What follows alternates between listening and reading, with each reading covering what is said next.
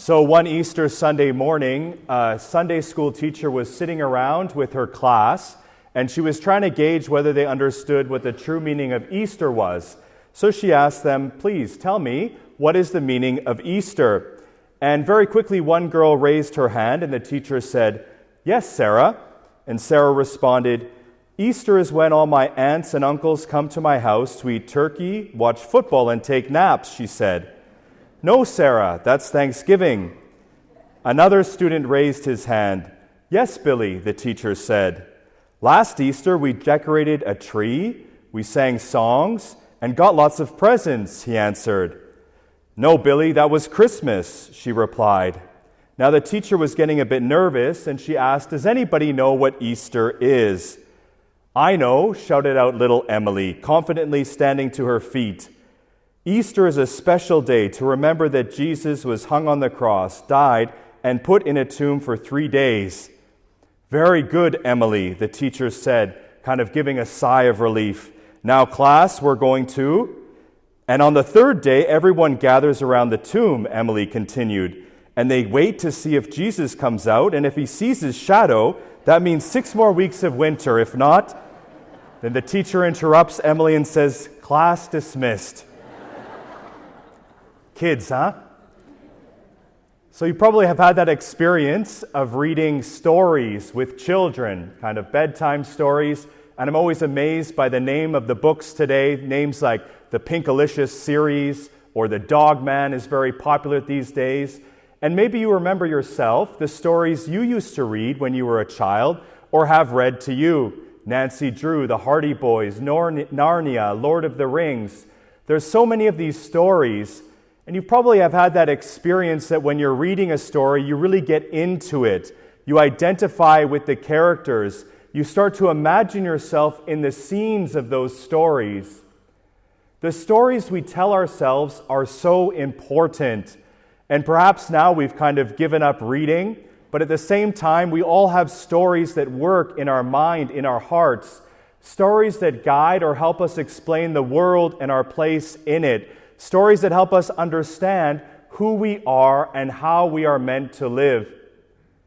And sometimes when we think about these stories, these ideas that might play out in our head, we need to admit that sometimes these stories might not be too positive for us. Some of the stories, some of the voices that we tell ourselves are not that helpful. At times we could think that we identify with certain characters of stories in a way that doesn't help us to live our best life. So for example, maybe we might identify with Cinderella before things go better for her, where Cinderella is living this life with a very negative view of herself. She's cast away by other people. She is given to have no value, no self-esteem, no sense of worth or direction in our life.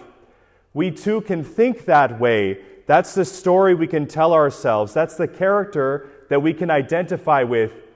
Or perhaps we might identify with a comic book character, the Joker.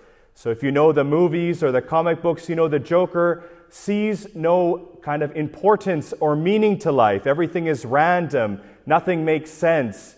We too perhaps can identify with the Joker at times and think that life might in the end not have meaning.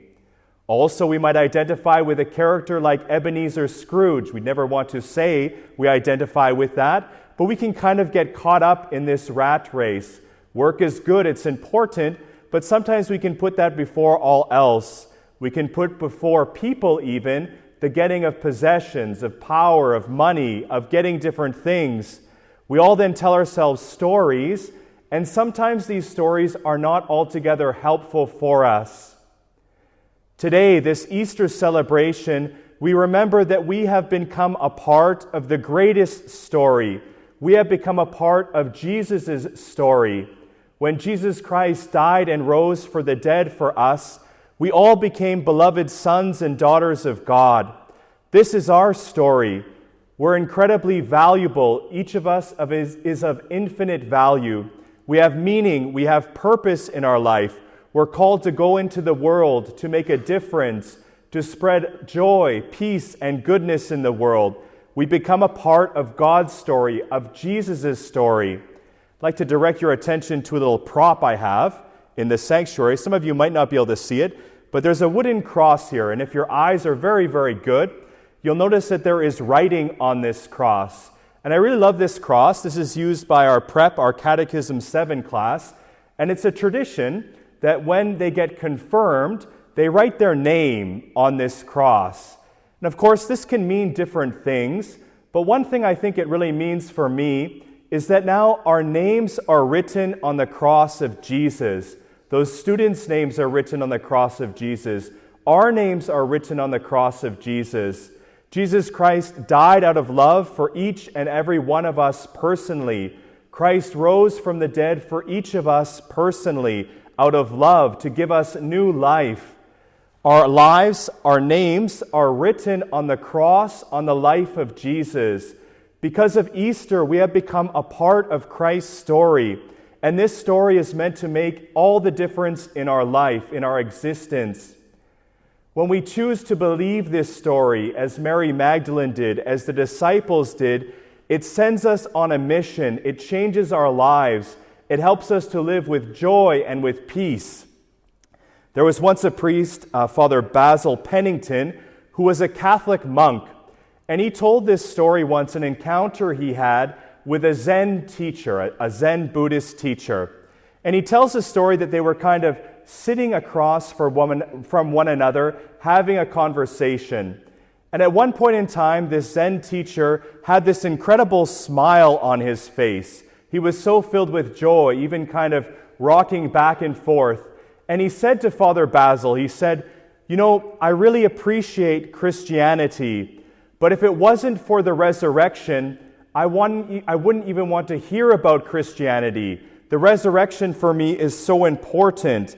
And then he turned to Father Basil and he said, "I want to see your resurrection. I want to see your resurrection."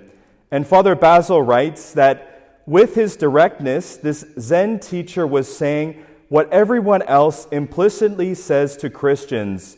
"You are a Christian. You are risen with Christ. Show me what this means for you in your life, and I will believe. Show me your resurrection." After this homily, we'll have the opportunity to renew our baptismal vows, and I will go through the church and I will sprinkle everybody.